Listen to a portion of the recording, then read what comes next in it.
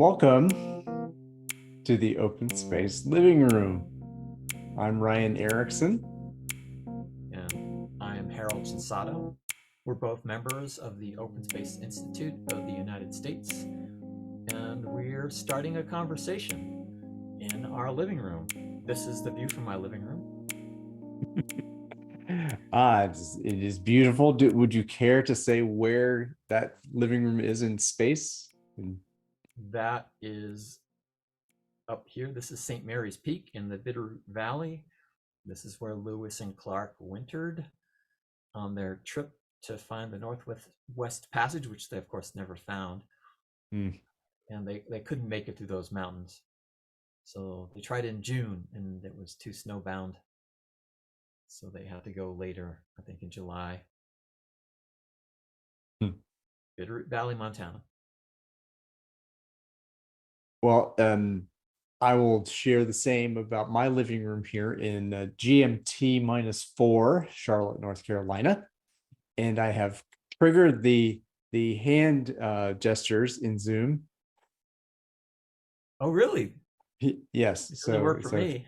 uh, I I have to turned them turn it on. on. We So are in here Zoom. we are in Zoom. Surprise! In Charlotte, North Carolina, in my room, carefully curated for your enjoyment. My keyboard, bass guitar, the poster from my senior recital at Bowling Green State University, March 3rd, 1993, entitled Basic Moves, print by my father, David Erickson. And this, a runic commemorative, also created by my father, print and paper maker, given to me on my 21st birthday. And this also was a fabric piece he did that is a memory of our when we had 4 cats. We only have one left. So, and she's adorable, but she's not here. And thus, this is as far as Open Space Institute, as I am also a board member, this is my open space living room. So we're hoping to invite folks in the open space community and those who have been impacted by open space to participate in a somewhat informal conversation, a relaxed conversation that others can also participate in or at least receive. And we're starting this first session is us interviewing each other in a similar way that we'll interview our guests about open space technology and our experience in open space. And if you don't mind, I'll ask the first question of you, Ryan. Go for it. Uh, you might use this as a time to say a little bit more about yourself as well, because it will come out. What has been your best experience or experiences in open space? Uh, the two experiences that are back and forth, they kind of come together. They were in 2018. They are, I frame them in the context of my Agile love story as when I fell out of love with Agile and I fell in love with open space. This April 2018 was an event called the Lean Agile Open, sponsored by a local Scrum trainer named Joe Little, held here in Charlotte in person. And so far, these are my only two in-person open space events, I will have you know. So April 2018, Joe hosts the Lean Agile Open. I had kind of dabbled with it for a couple of years. I had no idea what it was. I attended, and the facilitator, Bob Petriska, who is also a guy I admire very much and consider somewhat of a mentor. Bob was a facilitator, and I was floored by the freedom, the format, the sitting in a circle, putting up a bulletin board, opening a marketplace, and getting to work. I didn't know those four elements, those mechanisms. But so from the opening, the the pictures on the wall, handwritten marker drawn pictures on the wall what are you talking about? This is like hokey. No. It was visceral. It was real. So, and me being a purple squirrel as I am, kind of, which is another story. I also, as a jazz musician, I like to perform. And well, that open circle with the paper on the floor and the markers, I ran. I could not wait. I got to the center of the circle. I said, vulnerability. Right. I think that was all I said. I forget the exact thing I said, but it's like vulnerability. So I put that on the first session, of course, and on vulnerability, I'm going to talk about it over there at this time and see ya. And I think at that point, I didn't wait for the rest of the marketplace to happen and all the negotiations. I went to the room. And what that session was, it's also indicative of kind of what open space has opened up in me, was I went in the room, I laid down on the floor on my back, staring at the ceiling in complete silence until people started coming in. And I waited. And I waited. And I waited some more until it was people, they couldn't understand. It's like, and then I was, well, how do you think this feels for me? How does it feel for you? Do I look like an idiot and I'm sitting here doing something unexpected with no idea how you'll accept it?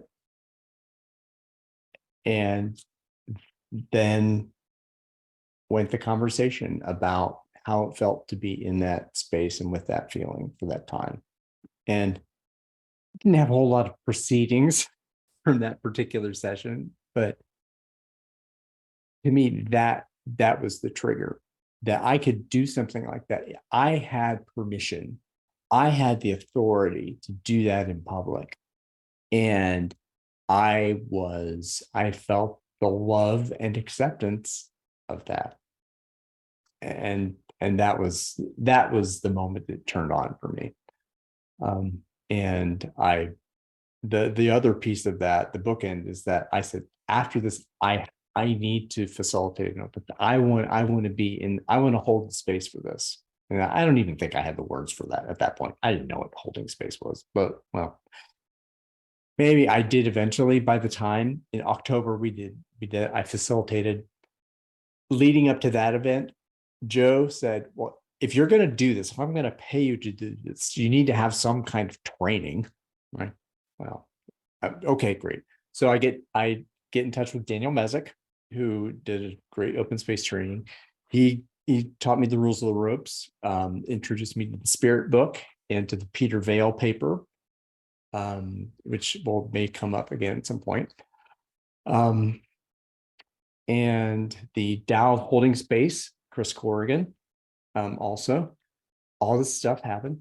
And okay, so I'm going to take this facilitation seriously. If I'm going to do this, I'm going to do this one by the book, how Harrison said in the book. And that's the way I did it. I also got in touch with Mark Sheffield, and we had some wonderful conversations. Mark said he would show up, and he showed up at the open space. And he showed up specifically because I was there doing it. And that was really powerful to me. He showed up I went to the site the night before and set it up. I came at 6 o'clock in the morning, the day of. Mark and I had breakfast together and just centering. I didn't show up at the opening until 5 minutes before. And I went in, did my opening. And after that, I split. I started walking around the building, and just I spent the next hour, 2 hours, whatever it was, outside while Spirit showed up at the event.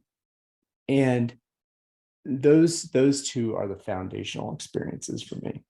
And they've kept me going through the lean times now, where we don't have a lot of opportunity until now, just this, 2023, to open space for people and be with them in public. And I'm so looking forward to doing them.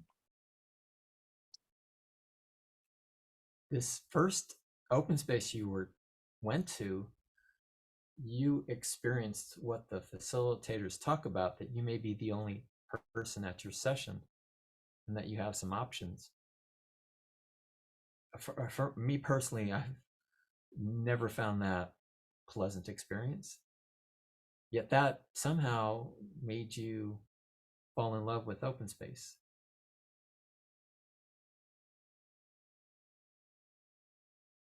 What came right after that experience of what came between the I'm falling in love with open space and no one shows up at my session? People showed up. Oh, they did. Oh, they did. Yeah, Okay. like Okay. 5 or 6 people showed up, and Did you and stay I on the floor got, the whole time? not the whole time, but for to make it even more uncomfortable, I did. So kudos to me. But yeah, and I had some, and for a year or so after that, one of the participants of that session said how impactful that was for her, and that she was there, and she felt a liberation, I guess my word now, inside herself, it's okay that I now am authorized to show my vulnerability. So now this seems like a good segue into the next question. How has open space changed your life?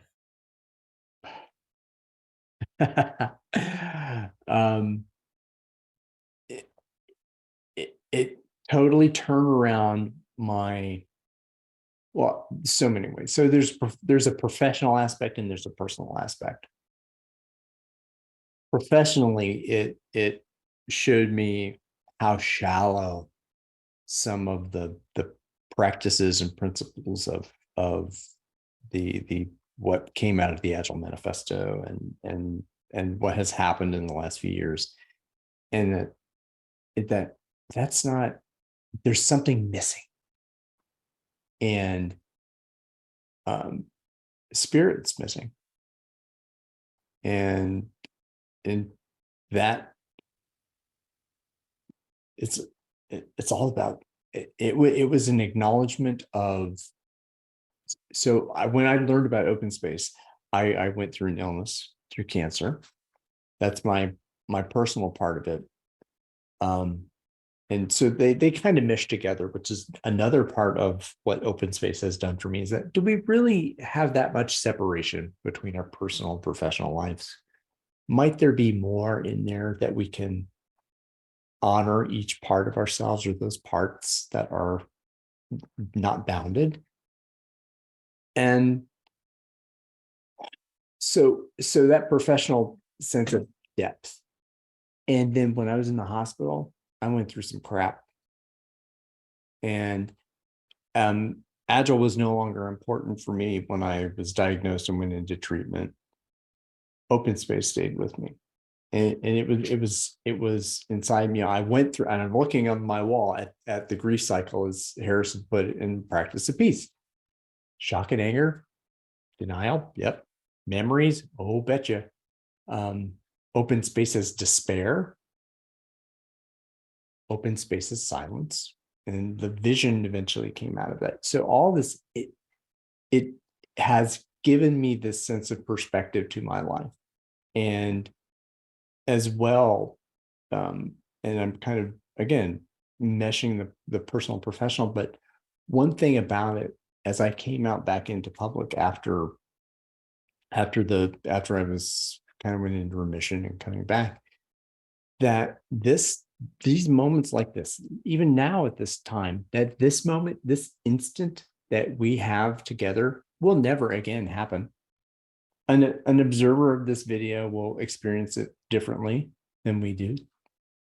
And to relish and to honor and to totally dive into this human connection with another person, to bring together, to experience this space, this this space that has been created, opened, and held for our interaction.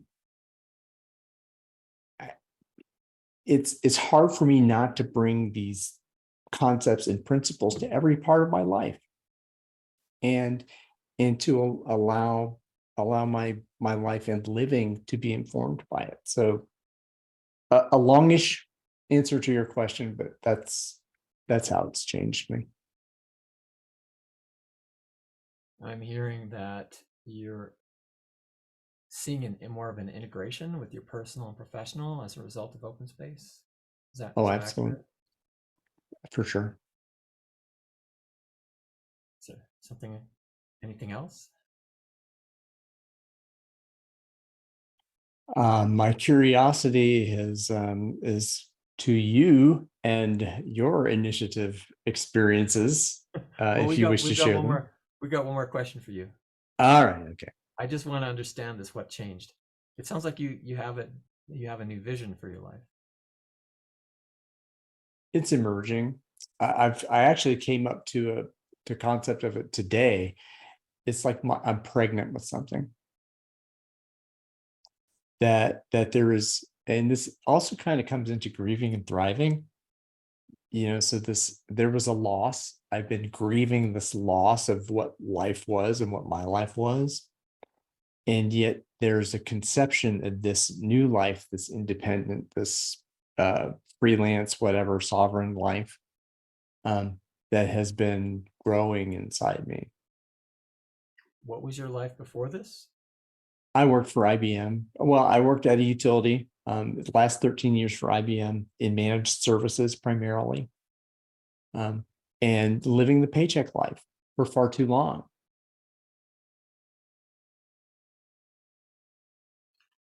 All right. Well, I'll let it land there. I'm sure many can relate. Either those suffering in it or maybe longing for escaping it, and those who move past it or in the transition process as well. What issues or themes do you feel would be the most valuable to explore right now in open space? What needs opening space? Opening space for invitation, the attention to invitation, and who are the right people that we want to come to this space. Whoever comes to the right people, and okay, what are they coming to? What exactly are we inviting as a sponsor? That the hard work, as I see it ahead of me in my practice, is to really be with the sponsorship of the open spaces.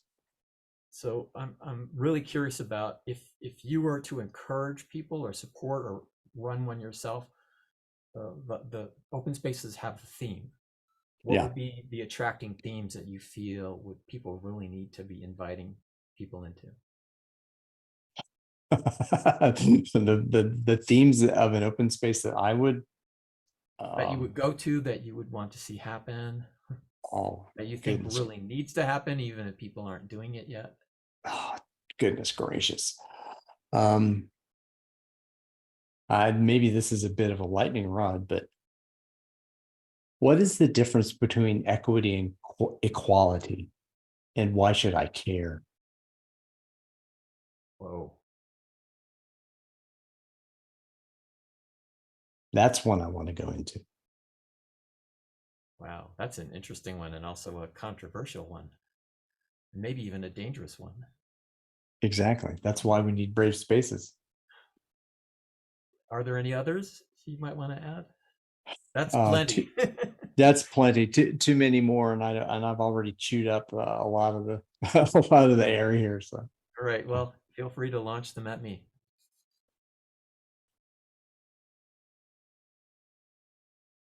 Tell me about your first open space. My first open space was one I held at Business Objects, which had spun, my company that spun out of Xerox, out of Xerox PARC, called Insight with an X. We had just spun into Business Objects, and I held my first open space in 2007, I believe. Yeah, 2007. I had taken a training from Lisa Heft before that, but we didn't really do an open space. We kind of simulated one, but we didn't do an open space in her training. So I'd say my first open space was this, and was really well received. I remember running around to the different conference rooms or areas that people held sessions, and was so excited. I'm afraid I may have lost those pictures, but I had pictures of the bulletin board, which we had these folding tables, and we put one table on top of the other, kind of like sort of vertical but leaning a little bit, and put blue tape. And so I used matrices when I first got started. I don't know if I had read the Open Space User's Guide, because my first experience or introduction into open space was through Friends of O'Reilly camp called Foo Camp. Yeah, and that was a big deal back in the noughties. Some people called it 2000s, the noughties. And but I couldn't go to one. I could go to a Foo Camp. But then I found out, oh, well, you can organize your own bar camp. And there were people in Missoula, Montana, where I live now, in this area, that wanted a bar camp. They were technology people, and they wanted a bar camp. They'd heard about bar camps, and they wanted one. What is a bar camp again? It's a Foo Camp, except it's Foo Bar is a military term. Yep. With a U instead of two O's. So if there was a Foo Camp, then they needed a bar camp. I remember Foo and bar being variables in my computer science classes. But there was so much unlocked, like you talk about the liberation of the soul. I felt alive, and I felt like I got a little lightning rod on myself when I did that. I'm not sure I was ready for the electricity. I ended up starting a special interest group on leadership, and then we did another one on usability.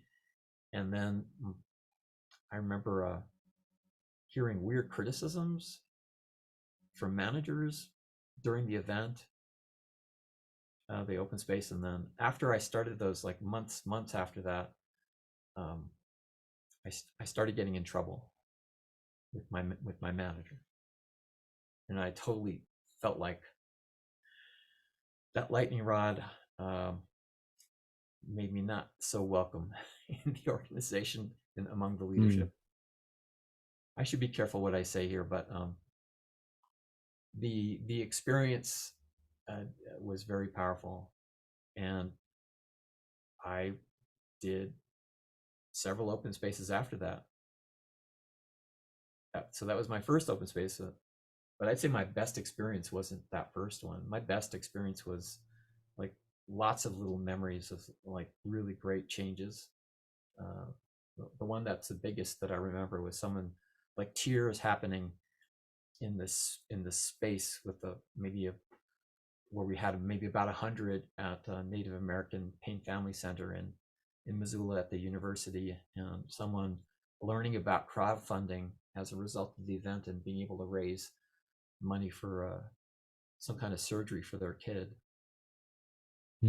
So that moment was like well after the event, but just that experience of feeling like this is the stuff I heard about, and I'm sure there's other things I'd never heard about, but just the energy that I like, people would come in early without being a part of the organizing team and help set up chairs and make the posters and do all Mm. the setup, and then they would stay late afterwards and help us move things away.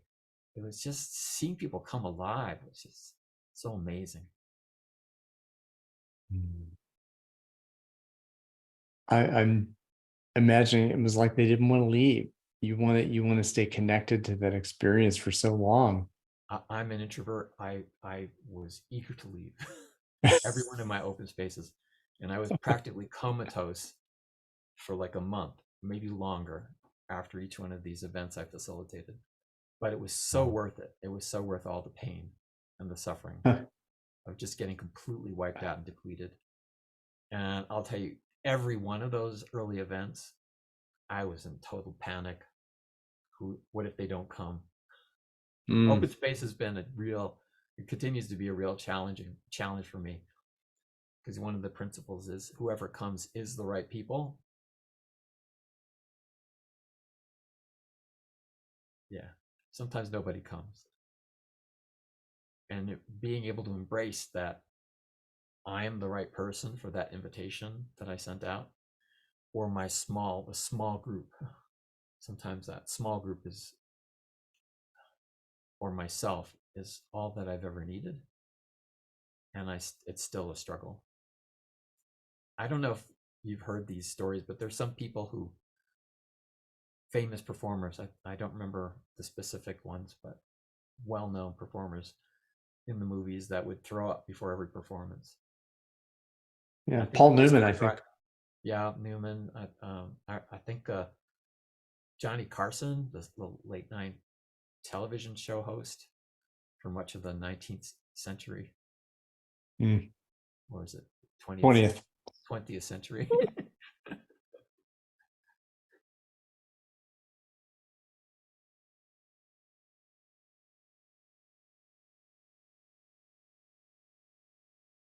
How has open space changed your life?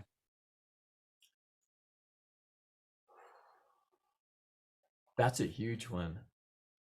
I feel like open space changed my life before I knew what open space was, because I went to something called the Rainbow Gathering, which kind of came out of the Vietnam anti-war movement and the hippies and the summer of love and all of that. And there were people that stayed with anti-war and fighting against war. And then there were others that left that and gathered for peace that most people don't know about or even have heard about. And they really honored indigenous ways, and they continue to meet in the national forests at least once a year, usually many more times than that. The first ones, I think there were like 25,000, and they would gather in a national forest, get in trouble with the park services because no one wanted to be a leader, Hmm. and the ones that tried to be or stepped forward when they shouldn't have, they got in trouble and got arrested. And but they just exercised the freedom of assembly in the Constitution, and they have managed to continue doing that. And they clean up the mess they make. It's just amazing. They just assemble a whole village and thousands of people, all these different camps, and they gather together and they teach classes, they worship. And on July 4th of July, they gather in the biggest meadow and hold hands and chant Om. And I haven't done it in quite a few years, but my wife and I used to go every year. And it was all about the circle and lots of little circles, self organized everywhere. And that changed my life. And I guess it made me long for that in my professional work, being able to experience that. And when I found out, and I didn't go to my first Big Agile conference until 2008, and I knew about open space, and then I found out there's a strong element of open space among the people who know. Um, I have some private evidence that I won't reveal, that I believe the Agile Manifesto had some uh, open space experience from the manifesto signatories, and they had open space elements in the early Agile conferences, and then they would have an open jam in almost every one of the big Agile conferences, which was not exactly an open space, it was close enough. People just had a bulletin board and they put up whatever they wanted to talk about, and there'd be times when they could go talk about it. Wouldn't be much of a opening, but so they didn't call it open space. And the Agile Alliance has been sponsoring open spaces around the country, around the world even, since almost the beginning. So I learned so much going to those events. I caught the bug of being an Agile coach, going to these big Agile open events, meeting someone who taught Scrum Master classes, and he had, do you want to be an Agile coach? And I went to that. Like, oh yeah, I want to be that. So that changed my life. There were so many ways it changed my life. There's so many things I learned about, like family constellations. It's impossible for me to contain how much it's changed my life. But the root of it is just being inspired by this freedom to come alive that I wasn't experiencing in the waterfall, heavily low trust specification,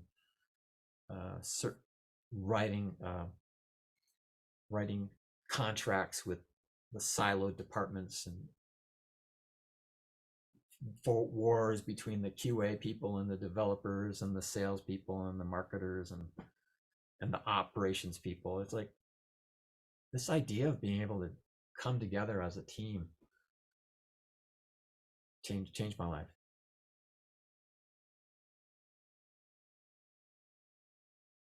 I was going to ask you, what was it about that experience at the Rainbow Gathering that you just said it was that coming together? Coming together and the freedom to move towards what you care about, to learn, to be interested, to participate. But there was a strong ethic in the Rainbow Gathering. There was like a covenant everyone had to respect the forest and each other, and that everyone was welcome.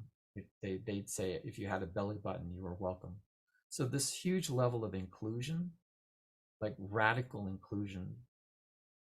I wouldn't say everyone exercised it really well all the time, but I saw dramatic, miraculous things happen, just as I've seen dramatic, miraculous things happen in open space, where things look like they're getting really, really hellish, and somehow it gets resolved. So I saw this guy violently angry at someone just in a Rainbow Gathering.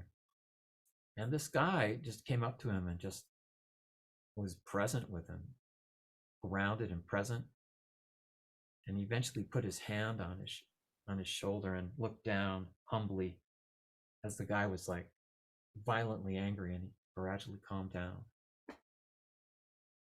I also saw things that could become conflicts, and people would hold hands and create a circle around the person and pray,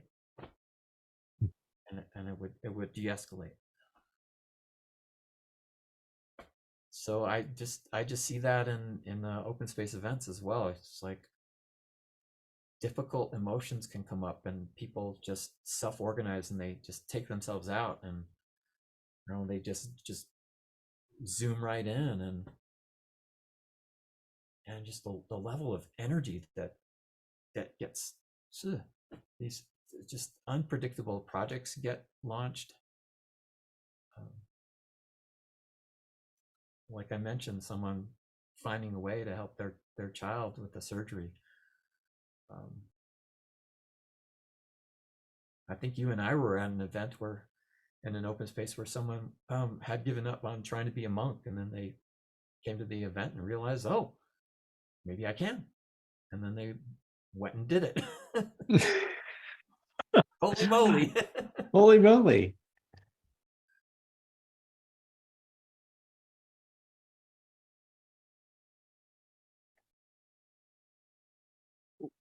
And I will reciprocate to you the final question of our convening before we check out. What would be a theme that would draw you into an open space? Or what is the most compelling theme for you at this moment now that deserves to be explored in open space? You know, there was a session that I offered at a recent online open space that I thought was a really powerful conversation. I wouldn't mind seeing a whole event happen around that, which was I'm trying to remember the exact phrasing, but it's essentially about looking at the question of how does silencing and censoring people actually open space? It was better than that, though. It was more inviting.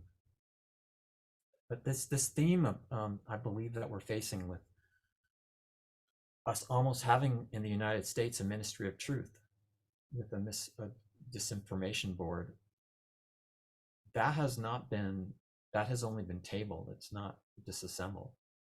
There's so many conversations happening at the high level of working to censor people, and many people's livelihoods were completely ruined when they questioned the dogmas about the vaccine or the COVID. And I have been reluctant to ask these questions because I haven't wanted to be canceled. But I think these are like really critical questions. Another critical question is maybe open space would help is around the ethical use of artificial intelligence. Elon Musk, who's put a lot of work into AI development, had tried to warn government that we could basically create a monster. I don't know if you've seen the 50s movie Forbidden Planet.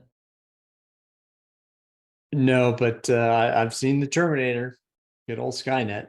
Yeah, there's so much science fiction that relates to this, but this old movie that has some interesting psychological imagery in the beginning with the lion leaping and in a weird spot. It's just really strange. But the robot is the same one, kind of like Danger Danger Will Robinson. So they use the same robot style, the funny glass head. What they land on these American astronauts, clearly American, land on this foreign planet, forbidden planet, and these horrible monsters come and just destroy. And they're kind of energetic and weird and hard to see.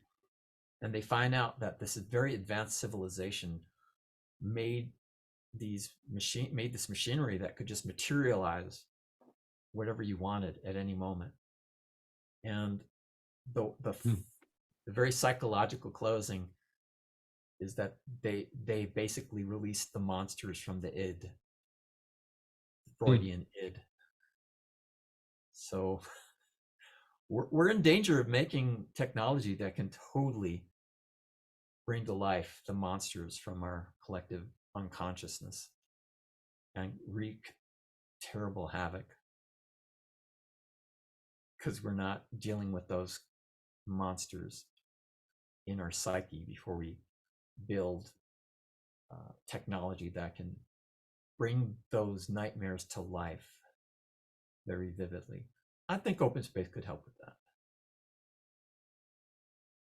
I very much agree. Is there anything else? My personal hope is that, and this is maybe a targeted open space, and I believe open space is very clearly not just the open space technology. Harrison Owens made it very clear. You see an issue, just open more space.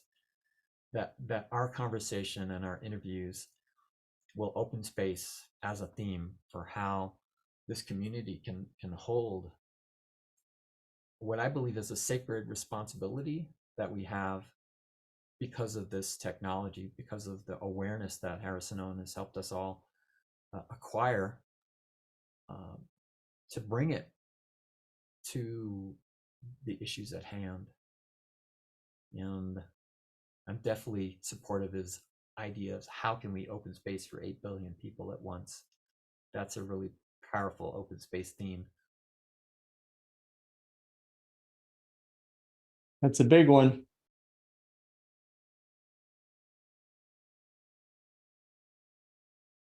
Anything else from you? Open more space.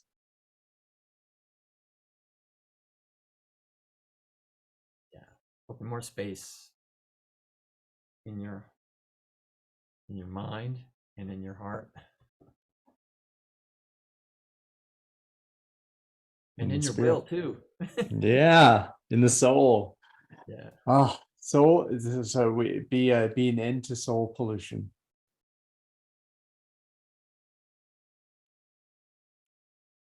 Thank you, Ryan. Thank you, Harold. Until next time, we'll see you here again in the Open Space Living Room with Ryan Erickson and Harold Chinsado.